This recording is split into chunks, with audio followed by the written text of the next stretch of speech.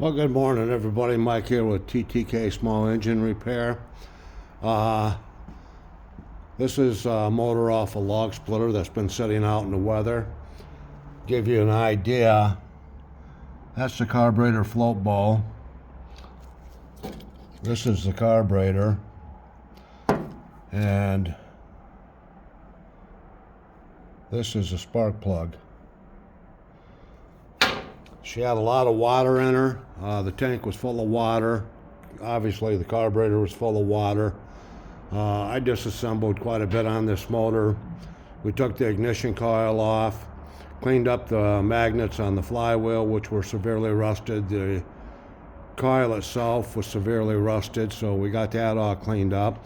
We did have to put a new carburetor on there.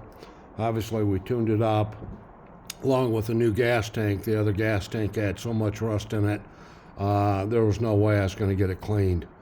Put a new starter rope on for the customer. So you got equipment outside.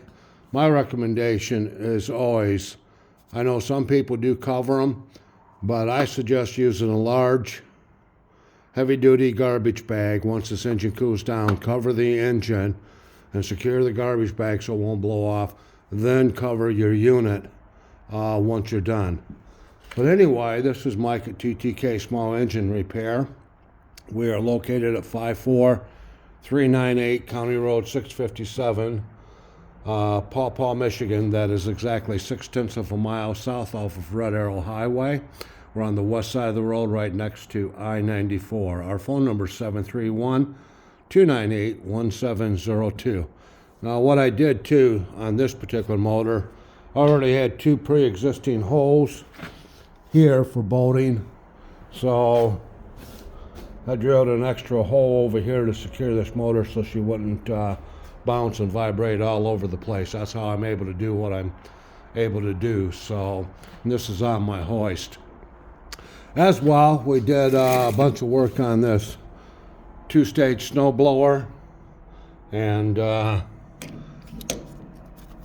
the skid shoe was completely worn out. You can actually see where the outline of the old shoe would have been.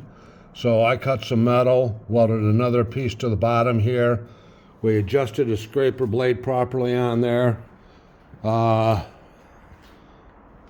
This side was worn super thin, but not worn completely out. You can see where his old shoe is.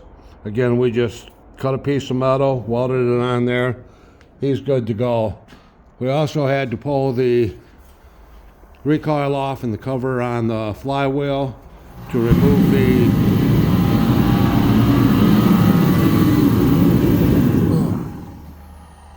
the ignition coil, clean that up, because this came in as a no start. We weren't getting good spark.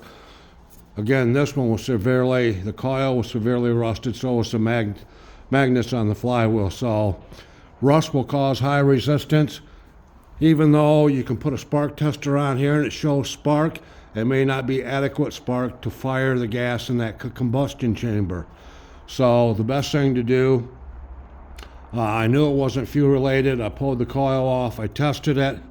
Coil seemed to be in good shape, so we cleaned everything up, put her back together. This thing runs like a champ now. So all kinds of things going on this zero turn. I had it running the other day, but at high RPMs, you can hear it popping.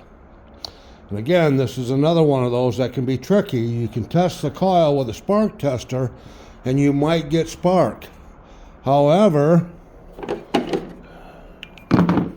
between the two coils, and I knew my issue was on the left bank, and I can show you why.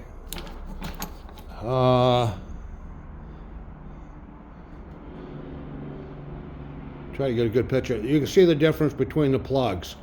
This one here was on the left bank. It's not burning the gas.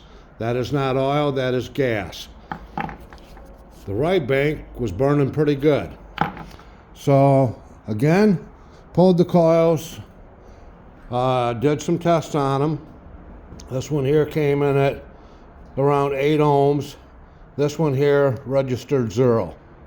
Even though it's putting out a minimum spark, it is not putting out enough spark to fire the gas in that combustion chamber. Now, most people would have been misled. They would have thought, well, goodness gracious, because it did. It acted like a fuel issue or even a valve issue. But my spark plugs tell me which direction I need to go. So pay attention to your spark plugs, things of that nature. Don't go ripping carburetors off just because it sounds like or acts like a carburetor. Bad ignition coils can cause poor performance, meaning you're not getting full RPMs out of your engine. She wants to bog down when you engage your mower deck, etc. So be careful just tearing things apart and replacing things. Diagnose them. Pay attention to what you're doing. Listen to the motor. It can tell you a lot. This thing actually ran good when I had it at idle, probably about 1,500 RPMs, give or take. The popping went away. So at that point, I had enough spark to ignite the gas that was going into the combustion chamber. High RPMs, she just wouldn't do the trick. As well, I came in with a belt off this mower deck, and I've got three idler pulleys. I've got one off. You can see it down there. I got one big one back there I have to take off yet. But I've got one over here that came off. You can't hear it, but I can feel it in there. The bearings are shot on these.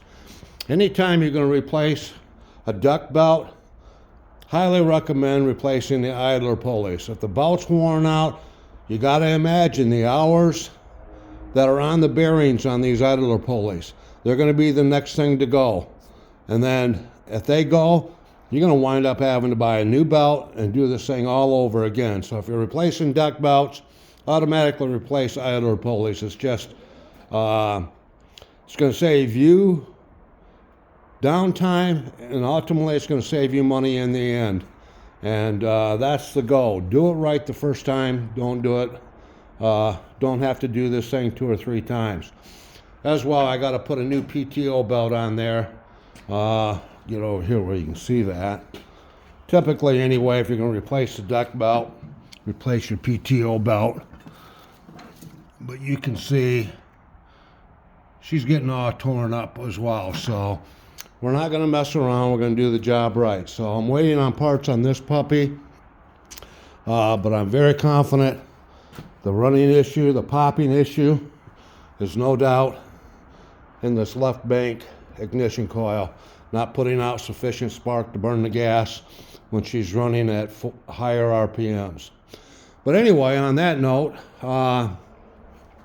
that's pretty much all we've got. If you have any questions or concerns, give us a call at 731-298-1702. Yep, I'm standing out here with my door open so I don't gas myself out when that log splitter mower's running. But there was so much stuff in that engine. I drained the oil originally and used brake cleaner to try to flush it out the best I could. I ran it. I've already had it running once before this morning. I've changed the oil. I'm going to change the oil again on it.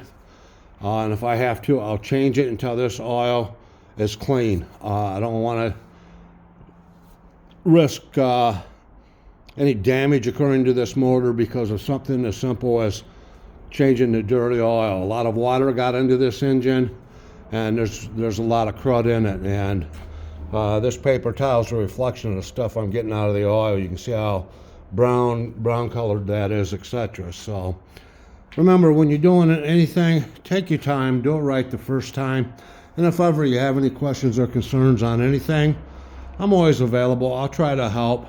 I'm no expert at anything, but if I can steer you in the right direction and help you out a tad bit, that's what we're here for. Anyhow, on that note, I'm also enjoying this beautiful weather after all that snow we got. And we had some strong winds last night, so some of these secondary roads, etc., will be blown over. Be careful out there, be safe.